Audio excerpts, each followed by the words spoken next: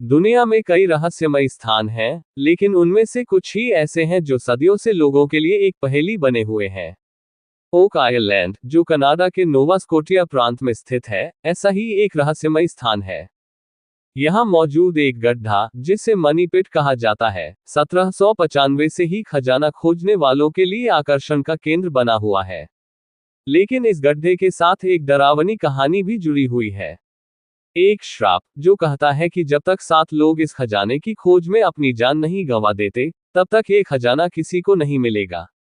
अब तक 6 लोग इस खजाने को खोजने के दौरान मारे जा चुके हैं, और यह रहस्य अब भी अनसुलझा है। ओक आइलैंड के इस गड्ढे की कहानी की शुरुआत 1795 में होती है, जब 3 किशोर, डेनियल मैकगिनीस, जॉन स्मिथ और एंथनी वॉन, इस छोटे से द्वीप की खोज कर रहे थे। जब वे द्वीप के एक हिस्से में पहुंचे, तो उन्होंने देखा कि वहां जमीन पर एक गोलाकार निशान बना हुआ है, और उसके ऊपर एक पुराना पुली लटका हुआ था, जो इस बात का संकेत था कि वहां खुदाई की गई थी। उनकी जिज्ञासा बढ़ी, और उन्होंने खुदाई करने का फैसला किया। जब उन्होंने खुदाई शुरू की, तो 10 फीट की गहराई पर उन्हें लकड़ी का एक प्लेटफॉर्म मिला। उन्होंने इसे हटाया और खुदाई जारी रखी। जब वे 20 फीट की गहराई पर पहुंचे, तो उन्हें फिर से एक लकड़ी का प्लेटफॉर्म मिला। अब उनकी उत्सुकता और बढ़ गई, क्या यहाँ सच में कोई खजाना छुपा है? जब वे 30 फीट की गहराई तक पहुंचे, तो फिर से लकड़ी का एक प्लेटफॉर्म मिला।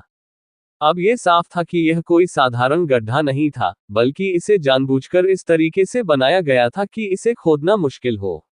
इस खुदाई के बाद वे खुद इसे और गहरा खोदने में असमर्थ रहे, और उन्होंने फैसला किया कि वे बड़े संसाधनों के साथ वापस आएंगे। लेकिन तब उन्हें यह अंदाजा नहीं था कि यह गड्ढा एक श्राप से घिरा हुआ था। 1795 में तीनों किशोरों द्वारा खुदाई करने के बाद, ये खबर धीरे धीरे फैलने लगी कि ओक आइलैंड पर किसी खजाने के छिपे होने की संभावना है। 1804 में ऑन्सलो लॉन्सडेल नामक एक अमीर व्यापारी ने एक बड़ी टीम के साथ यहां खुदाई शुरू की।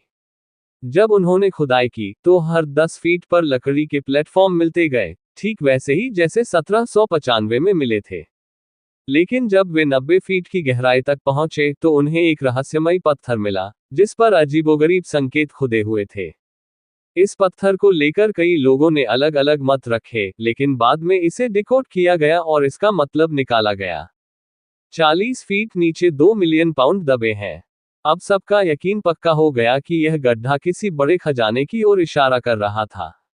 जैसे ही खोजकर्ताओं ने और खुदाई शुरू की और 90 फीट से नीचे जाने लगे, अचानक गड्ढे में पानी भरना शुरू हो गया। पानी इतनी तेजी से आया कि कुछ ही घंटों में पूरा गड्ढा जलमग्न हो गया। बाद में पता चला कि यह गड्ढा एक जटिल सुरक्षा प्रणाली का हिस्सा था। 60 फीट की गहराई पर गड्ढे के किनारों में छोटे सुराख बनाए गए थे, जो सीधे समुद्र से जुड़े हुए थे।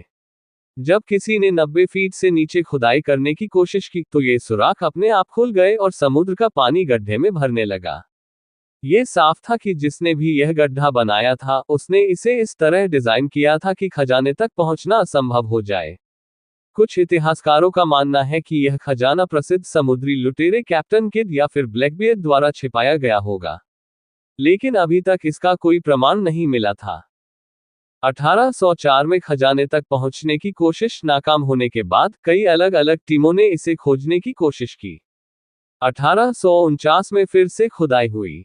इस बार खोजकर्ताओं ने गड्ढे के बगल में एक और सुरंग बनाने की कोशिश की, ताकि वे पानी को रोक सकें।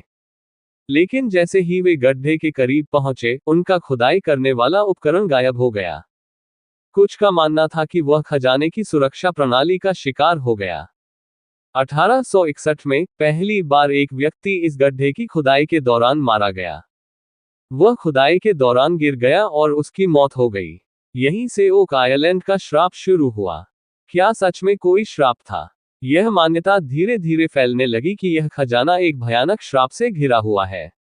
ये श्राप कहता है कि जब तक कुल 7 लोग इस खजाने की खोज में अपनी जान नहीं गंवा देते, तब तक ये खजाना किसी को नहीं मिलेगा। अब तक 6 लोग इस गड्ढे की खुदाई के दौरान मारे जा चुके हैं। क्या 7वां व्यक्ति मारा जाएगा और क्या उसके बाद खजाना मिलेगा? यह अब भी एक रहस्य है।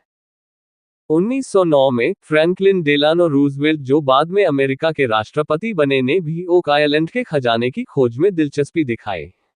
उन्होंने एक टीम बनाकर यहां खुदाई शुरू की, लेकिन उन्हें भी गड्ढे की समुद्री सुरक्षा प्रणाली की वजह से नाकामी हाथ लगी।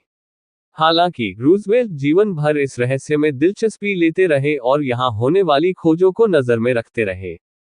1931 में गिलबर्ट हेडन नामक व्यक्ति ने दावा किया कि उसने खजाने की असली लोकेशन का पता लगा लिया है। लेकिन जैसे ही उन्होंने खुदाई शुरू की, अचानक एक दुर्घटना हुई और उनके एक साथी की मौत हो गई। यहां मरने वालों की संख्या अब 2 हो चुकी थी। 1950 के दशक में एक नई कंपनी ट्रेजर ट्रोवर्स लिमिटेड ने इस खजाने की खोज शुरू की। उन्होंने खजाने तक पहुंचने के लिए एक विशाल सुरंग बनाने की योजना बनाई। लेकिन जैसे ही वे 100 फीट से नीचे पहुंचे, एक बड़ा हादसा हुआ और 4 लोगों की मौत हो गई। अब तक इस गड्ढे में कुल 6 लोगों की मौत हो चुकी थी। लोगों का मानना था कि श्राप के मुताबिक जब 7वां व्यक्ति मरेगा, तब खजाना मिलेगा। 1965 में दान ब्लैंकनशिप और फ्रेड नोलन नामक 2 खोजकर्ताओं ने इस खजाने को खोजने का बीड़ा उठाया। उन्होंने मेटल डिटेक्टर और पानी निकालने की आधुनिक मशीनों का इस्तेमाल किया। उनकी टीम ने 200 फीट से भी नीचे खुदाई की, लेकिन फिर से पानी ने रास्ता रोक दिया। इस दौरान एक और दुर्घटना हुई, लेकिन कोई नहीं मरा। अब तक 6 लोग मारे जा चुके थे, लेकिन 7वां व्यक्ति मरने के बाद ही श्राप टूटने की बात कही जाती थी। क्या सच में कोई श्राप था? 2000 के दशक में इस गड्ढे की खोज एक बार फिर तेज हो गई। 2006 में रॉबर्ट क्लॉट्स नामक एक वैज्ञानिक ने दावा किया कि खजाने का रहस्य डीएनए तकनीक से सुलझाया जा सकता है। 2014 में the curse of Oak Island नामक टीवी शो शुरू हुआ, जिसमें खोजकर्ताओं ने खजाने की तलाश जारी रखी। 2019 में हाई टेक सेंसर्स के जरिए ये पता चला कि गड्ढे में कुछ धातु संरचनाएं मौजूद हैं। हालांकि अब भी कोई ठोस प्रमाण नहीं मिला कि यह खजाना वहां मौजूद है या नहीं। क्या ये रहस्य कभी सुलझेगा? आज भी ओक आइलैंड का गड्ढा दुनिया के सबसे बड़े रहस्यों में से एक बना हुआ है। क्या सच में यहाँ कोई खजाना है? क्या ये सिर्फ एक भ्रम है? और सबसे बड़ी बात, क्या 7वां व्यक्ति मरने के बाद ही यह खजाना मिलेगा? ये सारे सवाल अब भी अनसुलझे हैं। क्या आप इस श्रापित खजाने की खोज में जाने की हिम्मत करेंगे?